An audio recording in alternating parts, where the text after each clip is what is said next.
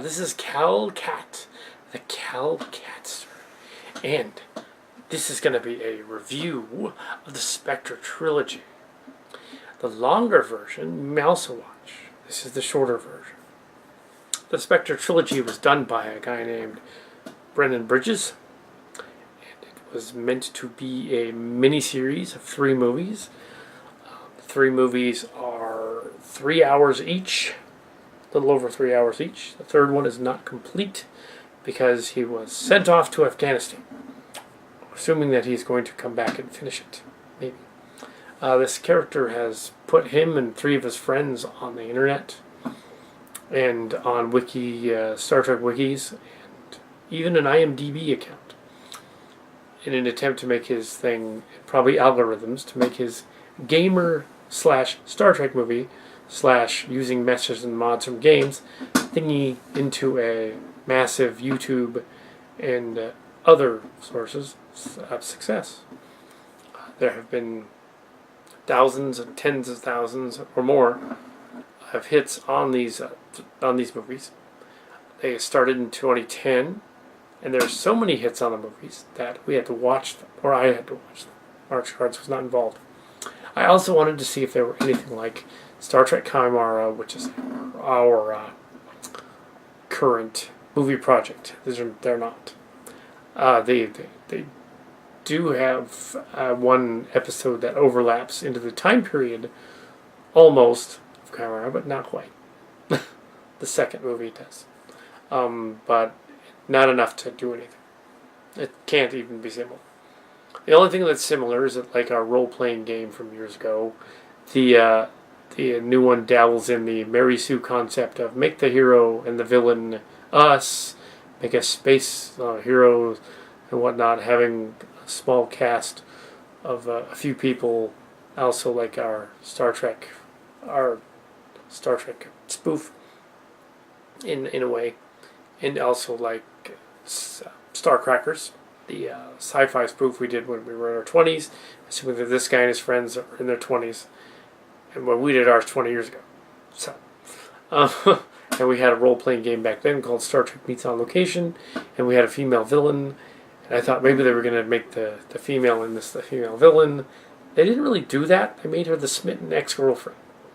And the smitten villain in the story is a guy who is trying to change time to get out of his relationship with the girl. Yeah, hopefully it's not a representation of the author and his friends have had girl trouble. Hopefully not, because the girls might find out. That's probably why they're not in the sequels, because they found out. Now, yeah. So the hero is a bald guy named Mr. Wraith, Captain Wraith, and the villain is Gaius. Mr. Gaius. Apparently, our protagonist is a Battlestar Galactica new BSG fan and has included the name Gaius because he just likes that name and made him look a little like him. Cross between him and Wesley Crusher. Interesting idea. The villain looks like a cross between Yul Brynner and Picard. But, yeah, interesting. The story starts out with a 3-hour miniseries movie called Spectre, or Spectre of the Past, followed by Redemption and Retribution. Either that or it's Retribution or Redemption. I often get them mixed up. I spent 3 nights, 2 nights and a day, looking at all 3 of them. And on the other blog, I talked about what was wrong with the 3 of them, and also how to improve them, and also that I liked them, even though they had some flaws. And they do. The special effects and backdrops are top notch. The game mods are good for all the ships, all the battles, all the backgrounds. All the interactions are pretty good. It's the characters that are off. The uncanny valley is what occurs. That's when something is creepy and isn't supposed to be. And that's not necessarily the fault of the story. That's whatever you had to use to do your animations. Clearly you had several game characters you could use in the 3D environment And that's what you did. I know some 3D animators. I'm not one myself, so you did good considering what you had. Kaimara is going to use action figures, and we can't move the mouths, so we just and we didn't include ourselves in it directly. We are now very much in the background. We play. I made a Kal Kat and Mark's Cards figure, and they're in the background, and they have some cameos, but that's it. We've done some Star Trek stuff in the past, mostly rejected scripts. We've done lots of Star Trek Meets on Location before we did our Kaimara, and they were role-playing games. We had lots more people doing them with us. Since then, those college days have ended, or the church group that was involved also ended, and we haven't had anybody new since, so we had to do it ourselves. It's probably what happened to you guys. People probably got doing different things, couldn't do your story anymore. Probably also made some of them mad when they suggested, and you probably got mad when they suggested certain stuff needed to be changed. Well, it does. Certain stuff does need to be changed. You have a little too much extra dialogue that need to be in there. And the people don't sound human. That's their main problem. The women don't sound like women at all. Not a single one of them sounds like a girl.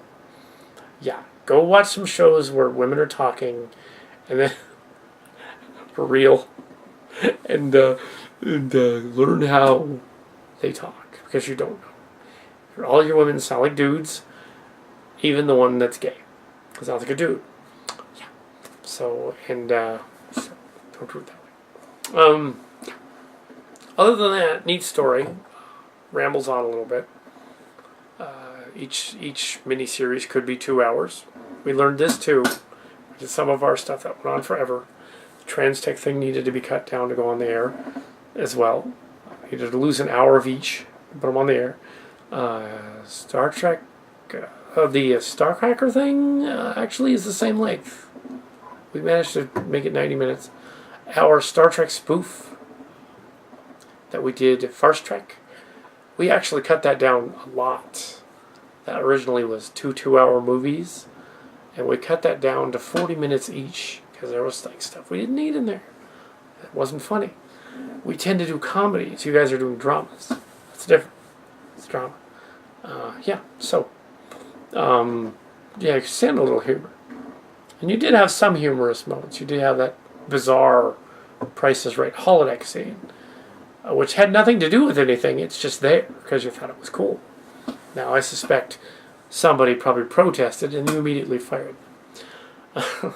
Probably should have listened to them. But, because that didn't make any sense. You just included a scene. It's like having an homage to Back to the Future, or having an homage to the Ninja Turtles, as you did in the third one. Or something like that. Naming the villain after the character of Drax. Yeah, that's clever for 2 minutes. Dude, come on. Really? It's like, okay, he's Drax. That's cute. Now you gotta change it. It's like saying the villain is like Ming the Merciless or something. The Mandarin. Or saying the villain is Krang, Shredder. Why would you do that? Rita Repulsa shows up. Okay, why not? Or something. You can't do that. That's Power Rangers. Or Cara Thrace shows up. Clearly the blonde lady is supposed to be Starbuck from the new BSG. Okay, fine. But yeah, the special blonde is the girlfriend, Christy, in the story, who's obviously your ex, isn't it? People who wrote this, one of your exes. I'm not sure who this is, but if that is your ex, she's going to be mad. It's not that you don't want to put your actual real life in the story. Make it completely fictional. When we included a female villain in our stuff, she was based on somebody, but we never intended to publish that story. That's why Kaimara is different. And the bad guys are different and stuff. And of course, that person showed up later on Facebook and stuff. So we're like, oh, we can't reference her as the villain anymore because that's kind of mean. So that pretty much like torpedoed Chimera 2 that we were gonna write. Chimera 1 is mainly about other people. But yeah, so we've done some Star Trek and some sci-fi and stuff like that. We do that. And yeah, so we know a little bit about writing stories, coming up with dialogue, characters. This is a shorter version of the longer thing. And yeah, we liked your movie. It looks technically quite neat. I can see how Doug liked it. Maybe Okuda might have liked it too, for the technical stuff. As for story writing, even consulting an episode of BSG might help.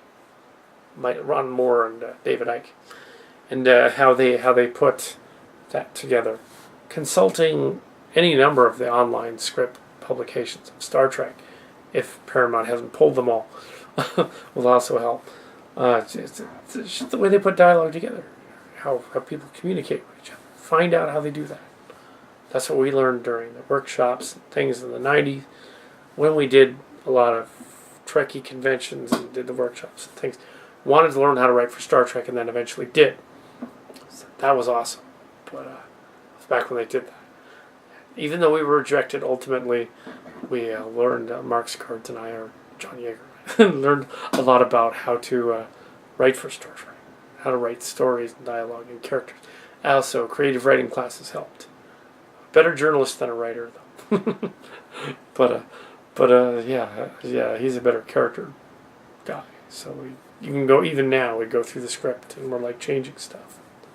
Saying this guy rambled on for like 20 minutes about the nature of existence and whatever, and all he really needed to say was like, yes, I think that's very existential, Captain. It was like, you don't need a big long diatribe about that. Or Data explaining how something works. You don't need a big long thing about that. Data says, rambles on the technobabble. When you look at a Star Trek script back in the day, it didn't mention the technobabble, it just says tech. And the technobabble guy's going to fill it in later. So he said, I have to raise the cadmium pulse of the chronoton particles and activate the flux capacitor thing. That all wasn't in there. It just said tech. Period. They added that later. So we added the tech. So yeah, I like the first one, and the second one was a little better in terms of the orchestration. Still very long. You could cut an hour out of all three of these, and it would be just fine. You can make them 2 hours. That'd be great. You should get a female. Find one. Either a friend, a sister, a sibling, preferably a sibling. That way they'll do it for you. And find, or at least find a guy with a really high pitched voice to do the girls, because by the third one you have a ship full of all girls, and it's really hard to tell who is who, even though there's a different mod. And they're like conversing back and forth with the same guy's voice. You didn't change it at all and manipulate it. You can do that in Photoshop. But yeah, and you can make her sound like this. Yes, Captain. Feed her as a child. I suggest you treat it as such. That kind of thing. Yes, Captain. A child. Instinctively needing, wanting. Spank it. Yes, Captain. That kind of thing. But it's like dialogue's got to be dialogue. It's got to be kind of funny in the music and stuff. I realize you're trying to do a drama. You're trying to do this whole dark sort of conflicted villain guy. That kind of gets confusing in the third one because you got three of the same guy. Yeah, time travel is really tricky. Done a lot of it. Our role-playing game back in the day was called Star Trek Meets on Location. Silly track before that, high school. We changed to Star Trek Meets on Location in college. It became Star Trek Chimera in later grad school, undergrad, post-grad school. Well, not grad school technically. It was another bachelor's degree, but yeah, it was technically grad school. Technically, night classes and things, and we did it there too. And in our version of Chimera, we were like up there, pounding the pavement again, coming up with dialogue that was even better. We actually had like a staff doing some of the episodes, which was cool. Coming up with ideas. You remember this? It's always good to get other ideas and bounce them off, not just the four of you. I noticed that one of the ideas of one of the staff was like, "You should have a zombie one." Yeah, so we wrote a zombie one, and we should have like Q show up and annoy Janeway again because that's awesome. And so we did that too in the zombie one, and then an old friend from Pine Hill and the Star Trek Meets On Location days. He's like, "You should have one of the go on the holodeck and visit the Transformers because that would be funny." I was like, "Yeah, we could do that too." So we did. You can do anything you want. It's a fanfic. But that was a written one. It wasn't like doing a movie. You can't physically do that with action figures and little mini sets and stuff. So we don't have the same venue. It's not even similar to yours. So don't worry about it. Actually, yours is more like our Trends Tech, which was a bunch of 4-hour movies strung together to make 24 episodes. And those were cool too. So we enjoyed that. And so we've done long stuff before. So we're not objecting to that. It's a fun story to watch and listen. Look forward to seeing the end of that unfinished third act. And there's the shorter version of the Bridges story. I would see. And another thing, all of the Trek fans do this when they get their video game version out there. They all take the music from Star Trek. Yeah, it makes you want to stop watching it and go watch the Star Trek that it's from. Get somebody that knows how to compose music, or get freeware music, and make it recognizable but not something obvious. It's okay to make a few quirky nods here and there. YouTube doesn't like it too much, but yeah. And make it less obvious that you're taking lines from Back to the Future, or taking like whole bars of Star Trek the Motion Picture. It makes you want to stop watching your video and watch Star Trek the Motion Picture. Play it backwards, and then make it darker and slow it down. Then it's awesome. Strangely enough, silly but awesome. Maybe you don't want silly, but yeah, change it so the mood doesn't make you jump out of the story. It's bad enough to get the uncanny valley with the girls sounding like dudes, which is funny. But I don't think you were trying for funny. And the villain, villain's a little confusing. I like the idea of the evil Voyager. That was funny. That was cool. But and the other evil Voyager. We did that too in one of our location ones. But we did it. We had we did it. Evil Picard and evil. It was a Mirror Universe. And I like that you referenced Chimera Line from there, or I don't know who you guys are, but you referenced In the Mirror Darkly. And that was actually one of the titles.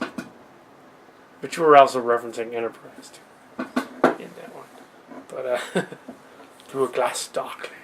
I think that's Shakespeare. You look but through a glass darkly. I think it's also what's through the look? It's Through the Looking Glass is from something else. That's from Snow White. So, I think that's But still. Anyway, it's old literature. It's not Shakespeare. Some of it could be. But I like that you threw in If Wishes Were Horses. What that's from? That's from that poem. If wishes were horses, beggars would ride. Well, not just Star Trek line. They took that from that. Also, I took Fearful Symmetry from Blake poem. So it's one of my Star Trek stories. I knew where I got it. Tiger, tiger, burning bright in the story of the night. Though I hadn't conceived, I defy the fearful symmetry. Something I skipped through a bunch of lines there, but and then somebody else did a Fearful Symmetry book. That wasn't me. Somebody else. I thought of it first. Actually, I was thinking of shape-shifting. That's the symmetry of the shapeshifter. And they're all like, "Oh no, we're going to do something else with the Dominion." And they're all, It was still cool though. We liked how you did the characters. So that was the one rejection. The other one was Voyager. It was about Tuvok. they didn't like that there were too many Tuvoks that season. Then again, I wouldn't have known that. I didn't know season 2 was going to have so many Tuvoks. Anyway, so there you go. There's my shorter review of the whole thing. Hopefully you'll finish the third one after you get back from whatever you're doing out there. And then we will see what the third one is about. I read the script, so I read the online script, so I know how it ends. If you never finish, Chimera will be finished eventually.